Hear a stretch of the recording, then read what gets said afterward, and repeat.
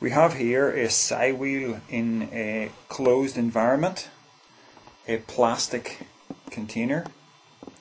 I'm going to show you some effects that are going to look quite spectacular, but I'm pretty sure they're just natural science, most likely static.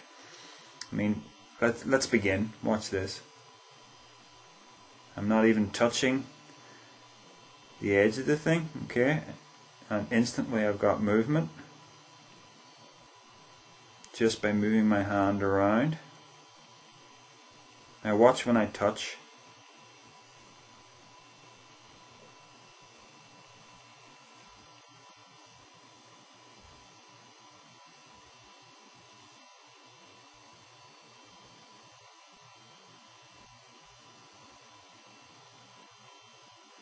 You see, folks, why I always say don't move your hand about.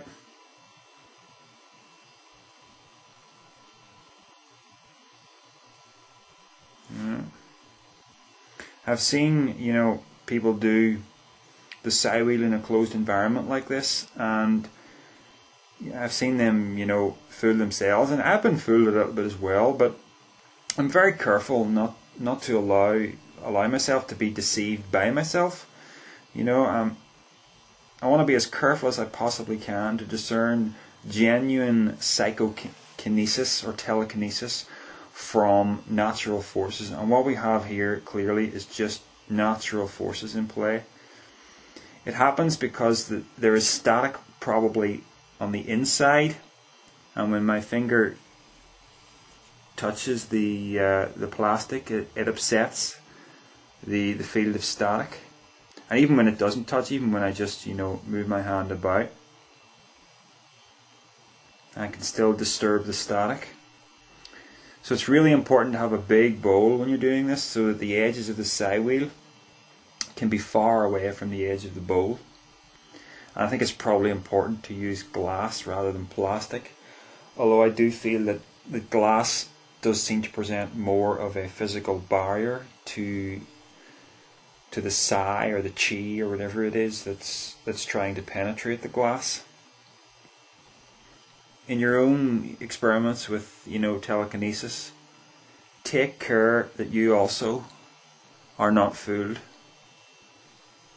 I have found that doing telekinesis under a bowl is one of the hardest things ever, and I can only get it to work on a rare occasion.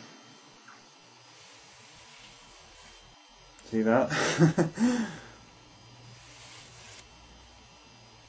Completely sealed environment. There's no way for my hand to get inside. But look at these motions. Do you really think that's psychokinesis? It's not. Come on, folks. That's just static moving that about. Now, on the other hand, let's take that away and let's put on my typical big glass bowl.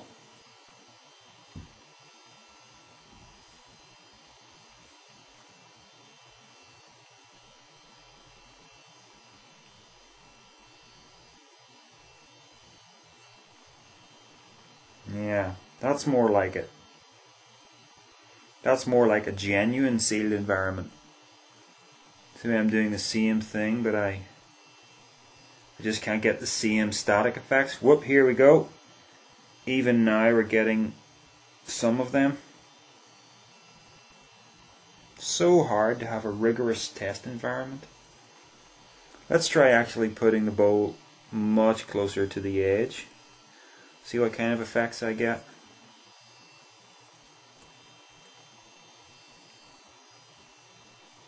No, nothing much. I think this shows that glass is a much better medium to use than plastic. Finally,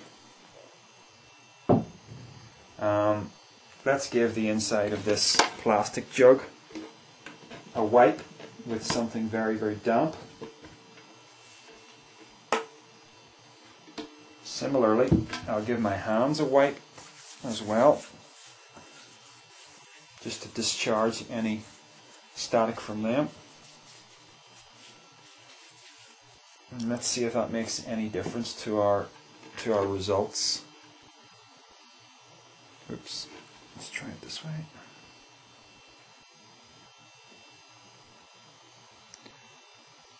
Okay, and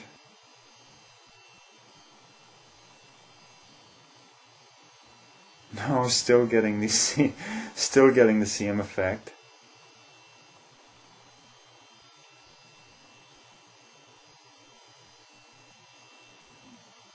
It's just not a very good environment. I do think we've got we're getting a slightly different effect. In that I can't seem to get as dramatic movements. So certainly the cleaning with the water has had an effect. But I tell you what we're actually looking at here, and I can tell. I'm going to move the camera to show you. It's a very oblong shaped container. And what you're really seeing, and you can see it as I move my hands about, is you're seeing this prong and that prong gravitating towards the shortest parts of the oblong shape. So what you're looking at is static attraction. Okay, see, it's very, very hard for me to pull those prongs away. They keep wanting to gravitate back to those short sides. You know? See? Terrible stuff, static, isn't it?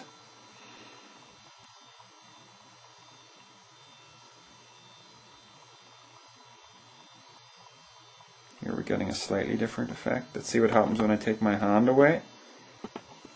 Yeah, you can see the pull back and forth. That's a classic sign of static when you see that happening.